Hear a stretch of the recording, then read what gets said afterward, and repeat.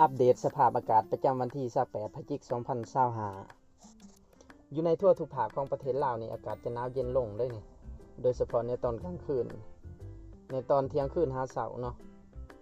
อุณหภูมิจะลดลงอยู่ที่2-4องศาอิงตามแต่ละพื้นที่แต่ละเขตแขวง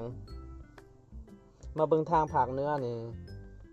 อากาศในตอนเที่ยงคืนหาเช้าอยู่ที่6-9องศาในตอนเที่ยงอยู่ที่19-20องศาสำหรับทางภาคตะวันออกของภาคเหนือจะหนาวเย็นเล็กน้อยหนาวเย็นกว่าภาคตะวันตก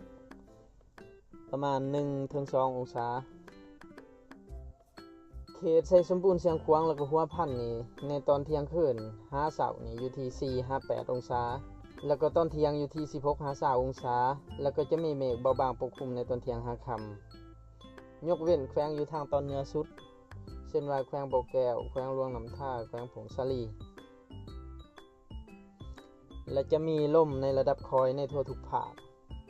แขวงที่มีลมแห้งขึ้นน้อยหนึ่งนี่จะมีแขวง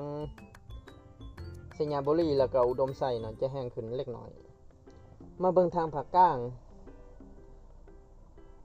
แขวงเวียงจันทน์ทางตอนเหนือนี่จะหนาวเย็นเทียบเท่ากับทางภาคเหนือนครหลวงเวียงจันทน์บริคำไส้คำมวลจะหนาวเย็นในตอนเที่ยงคืนหาเช้านี่อยู่ที่11-13องศาในตอนเที่ยงอยู่ที่22-24องศาสำหรับแขวงสวรรณเขตอากาศจะอุ่นขึ้นเล็กน้อยกว่าแขวงอื่นๆของภาคกลางและก็เขตภาคตะวันออกของแขวงคำมวลแขวงบริคำไส้นี่อากาศจะหนาวเย็นคือเก่าภาคกลางนี่จะมีลมพัดระดับคอยอยู่ทั้งแขวงเวียงจันทน์และก็นครหลวงลมพัดปานกลางอยู่แขวงบริคำไส้คำมวลและพัดแห้งอยู่แขวงสวรรณเขตมาเบิ่งทางภาคใต้นี่เที่ยงคืนหาเช้านี่อุณหภูมิอยู่ที่14-16องศาในตอนเที่ยงอยู่ที่22-26องศา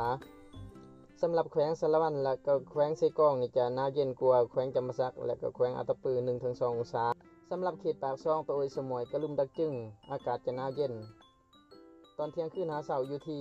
10-14องศาตอนเที่ยงอยู่ที่18-22องศาแล้วก็จะมีลมพัดในระดับปานกลางอยู่แขวงอัตตปือไซกองพัดแห้งนี้อยู่ปากเซ่สนาสมบูรณ์แขวงสารวัตรดักจึงแล้วก็จะมีเมฆปกคลุมเบาบางในทั่วทุกภาคของภาคใต้ตลอดทั้งวัน